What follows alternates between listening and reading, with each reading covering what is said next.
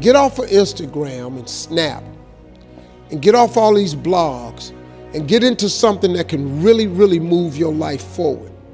It's really not important what the majority of people that are blogging are saying. As a matter of fact, bloggers are not relevant people, they're not shakers and movers, and they're not decision makers, and they're not power brokers.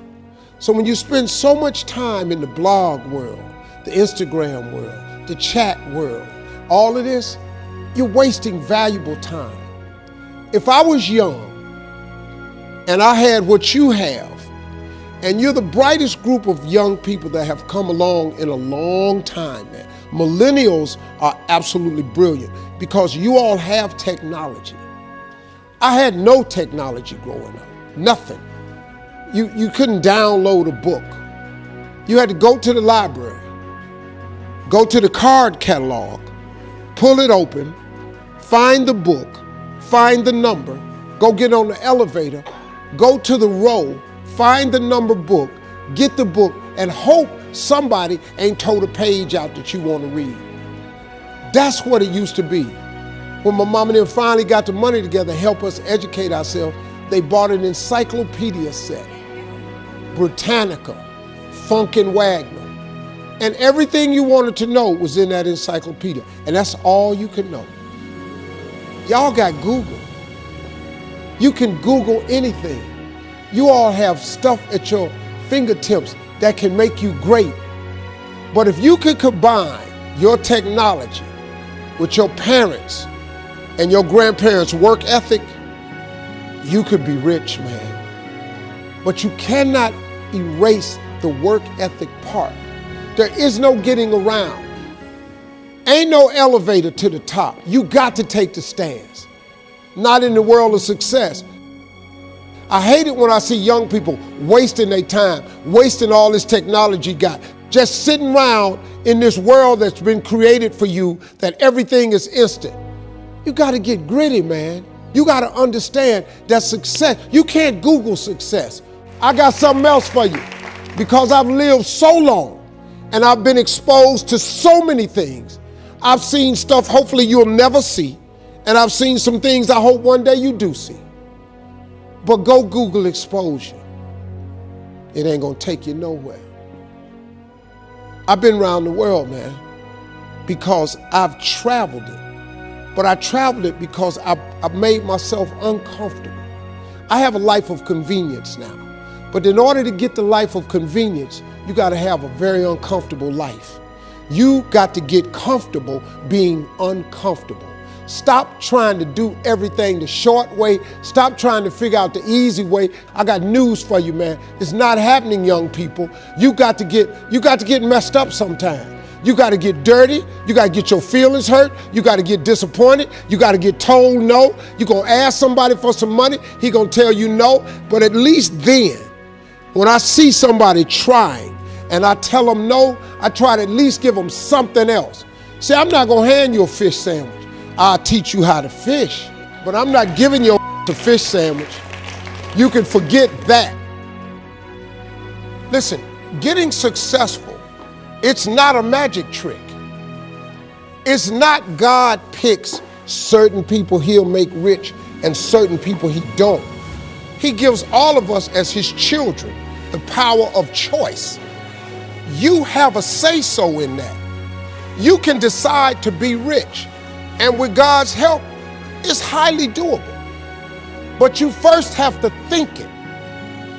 The difference between successful people and non-successful people is here. I'm no better than none of y'all. I'm not a better person than you. I'm not a better Christian than you. God don't love me more than you. None of that. If you want to be successful, you have to change this. This has to change.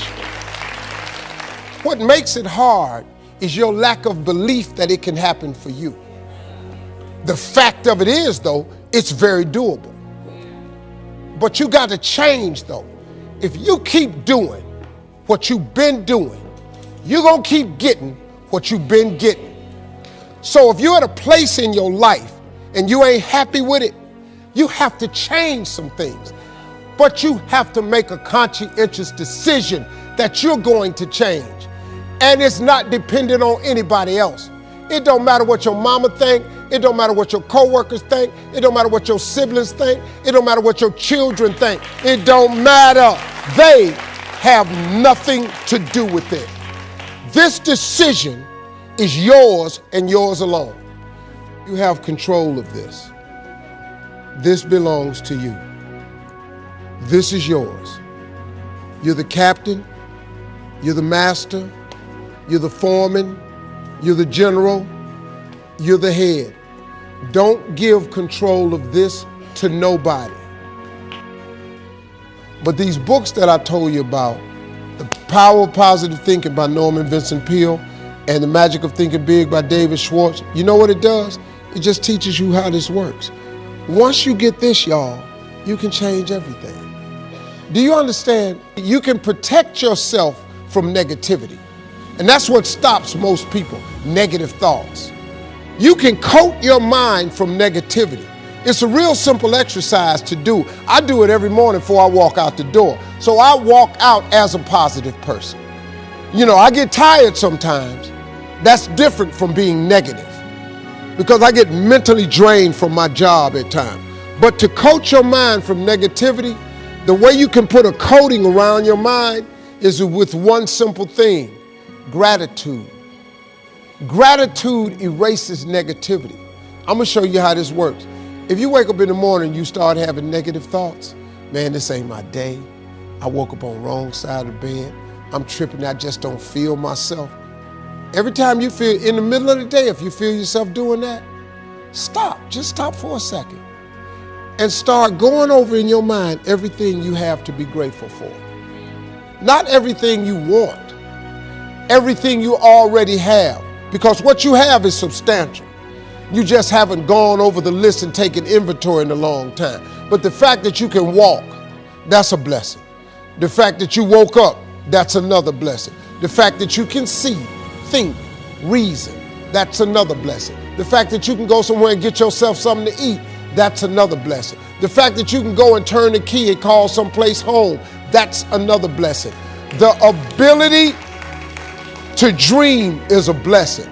The fact that you have an opportunity to get it right is another blessing. The fact that you're beautiful, that's another blessing. The fact that you have any measure of health, that's another blessing. I could give you 50 things you ought to be grateful for right now. I don't even know you. Start coating your mind with gratitude. It'll change everything for you.